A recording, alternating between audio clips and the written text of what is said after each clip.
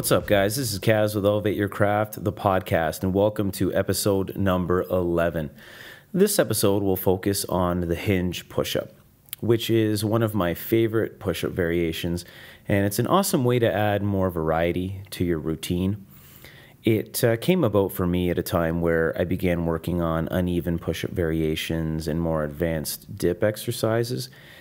So I had a really strong base with standard push-ups and close push-ups, and I really wanted to find a way to work the long head of the tricep to a greater degree. So if you do weight training, it's similar to skull crushers, with a barbell or even dumbbells, or tricep extensions with a rope. And this was so I could ultimately work toward the tiger bend push-up, which is an exercise that I'm still quite far off from, but also one that I know I will perform one day. It's just a matter of time, and it acts as a huge source of motivation for me to perform that exercise using clean technique, of course, and the hinge push-up is one more step toward it. And I also wanted to discuss this exercise in detail because it eluded me for a while into my training. I didn't know about it for a long time, and I've really come to love this exercise, and I really wanted to share it with everyone in hopes that they can implement it as soon as possible into their training and reap the benefits. So getting into the technique, but beforehand, you want to make sure that you are properly warmed up. And this, of course, applies to whatever exercise you're doing. But with the hinge push-up, I found with myself, I wasn't quite warming up enough initially, and I felt it in the wrists and the forearms, because the hinge push-up will challenge those areas to a greater degree, or at least to the degree that you're not used to. Just by doing your standard push-ups or close push-ups. So it's really important to get to the wrists, nice and rolled out and warm, as well as the forearms nice and warmed up. If you happen to be near a bar, whether it's at home or in a park, bar hangs are a great way to warm up for this particular exercise. And I want to emphasize this, especially if you're new to the exercise, because I learned the hard way and kind of went through that discomfort and until I found out, okay, you know what, I might need to warm up a bit more before I do this exercise, which now, of course, isn't an issue. So essentially, the hinge push-up starts in the regular push-up position. However, it's a good idea to keep the elbows in toward the body to keep emphasis on the triceps. Moving the hands further apart will cause the elbows to flare out, which shifts emphasis to the chest, shoulders, and lats. And I found this variation very uncomfortable on the elbows and shoulders, especially if you have limited mobility in your shoulders. So it's something to be conscious of in your own training. I mean, I'm sure there are people out there who can do it no problem, but I've just found that in my own experimentation or training, it was a bit uncomfortable for me. So, I thought it'd be good to make you aware that you might need to, whether it's strengthening the shoulders and chest and lats in different areas in order for it to be okay, then do so. But listen to your body and certainly don't force anything. One other point is you want to maintain, of course, the engaged core, the straight back, and the scapula retracted, very similar to the standard push-up. But one thing that differs within the hinge push-up is toe placement. So what you want to do is point the toes out slightly, and this accommodates for the range of motion when transitioning down onto the forearms. So, the body moves back slightly when you transition onto the forearm. So you want to make sure that the full range of motion isn't hindered by toe placement. And, so far we've discussed the starting position of the hinge push-up. And now I want to get into the full execution of the movement. So from the starting position, you're performing the movement just as you would a regular push-up, with the elbows close to the body. However, at the bottom of the movement, with the chest hovering above the ground and the upper arms more or less parallel to the ground, depending on the length of your arms, you then shift your weight back so the forearms touch the ground. So, and then from this position, the body moves back forward as you bring the elbows up, and push back to the starting position. So during this, of course, it's very important to keep the core engaged and the back straight. If you find that your technique is suffering through this transition, you want to regress or develop further strength in regular push-ups and close push-ups in order to keep that the core straight as well as the back straight. The core engaged and the back straight. You also want to ensure that the elbow is traveling in as straight a line as possible along the body during that transition. So this actually is a really good lead into some things that you might want to take into consideration when performing the movement. And these are things that I've picked up as I've really looked and dissected my own technique. As I've mentioned in previous podcasts, looseness in technique when beginning a new variation isn't necessarily a bad thing, as long as you aren't compromising your safety, of course, and you are constantly striving to improve that technique. So you know the ideal technique, you have it in your head, you know what you're striving for, and you work toward that goal. That being said, if you're completely scrapping technique in order to perform a shoddy version of the movement, then you're better off regressing, and building up greater strength in order to achieve it. Furthermore, if you're noticing a tendency to use a stronger or dominant side to complete the movement, for example, if you're doing a pull-up and then on the right side of your body you're pulling up further, or on the last couple reps that you're really pulling out, your right side is compensating more, it could be a good idea to focus on an easier variation to build strength as symmetrically as possible.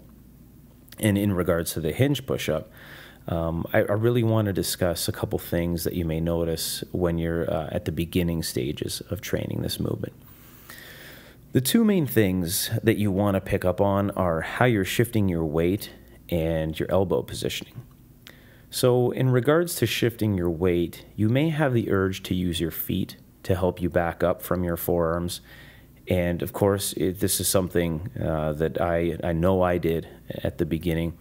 And you might also want to use momentum of your body to do the same thing. So similar to a kip in a pull-up where you're kind of using explosiveness or momentum to get you into that position. But you want to limit this as much as possible in order to maintain control and form during the exercise. Doing these types of things will likely cause you to lose that form. So it's really something that you want to be cognizant of. Something else that may occur is flaring out of the elbows or the elbow of a weaker side.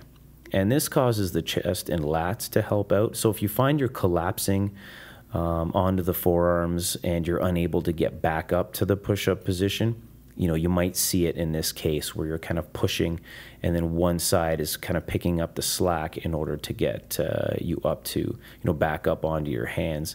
So it may be a good idea to further strengthen the triceps, chest, or even the core to really get you up to par and help out with the overall movement.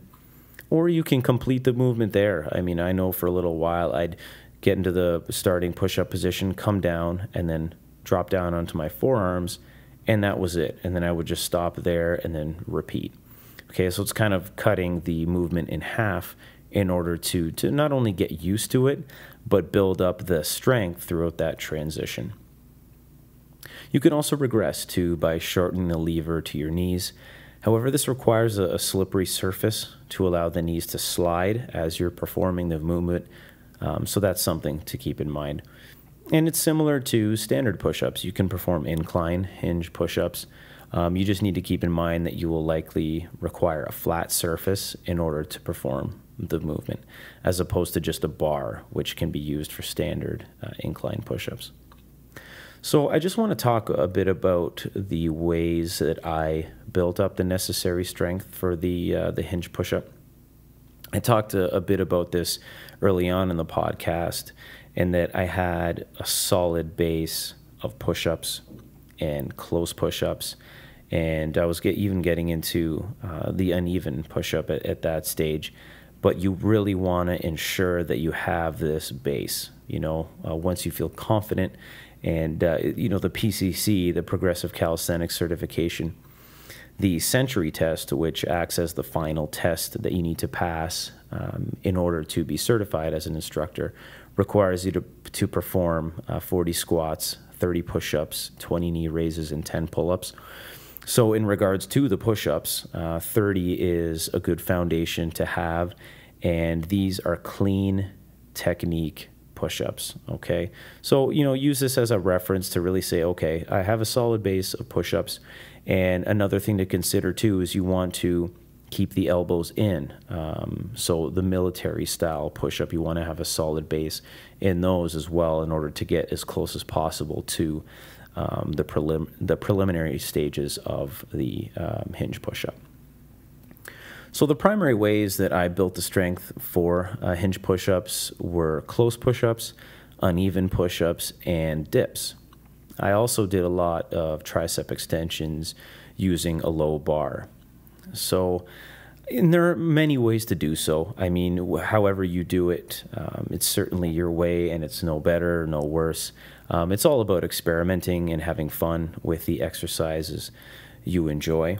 But those I definitely recommend. Again, the close push-ups, uneven push-ups, and dips.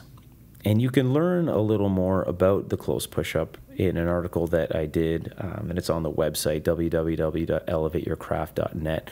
I kind of break down the close push-up and how to start with it, and also how to progress within it, which will get you closer to the hinge push-up. Okay, so really you want to ensure that you have the solid fundamentals with the standard push-up, even the military style with the elbows in, as well as close push-ups. And I've included photos as well on the website which kind of show you these exercises, so the close push-up and also tricep extensions using a low bar.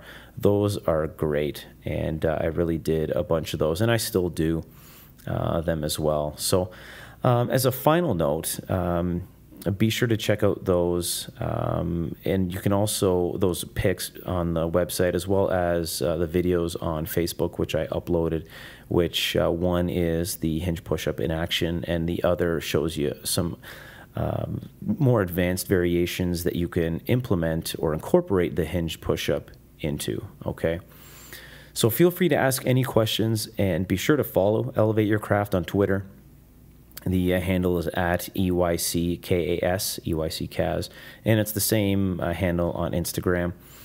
You can check out the Facebook page it's called Elevate Your Craft. It's all one word, and you can also check out the website at www.elevateyourcraft.net. And the podcast is also on iTunes under Elevate Your Craft. It's all one word, and all the podcasts are present on the website as well.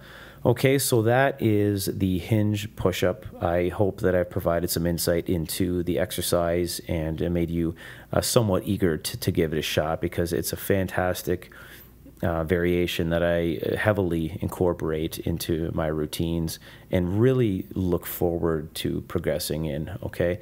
That's it for me today, and again, feel free to ask any questions regarding the hinge push-up or anything at all, and I will definitely talk to you again soon. Thanks.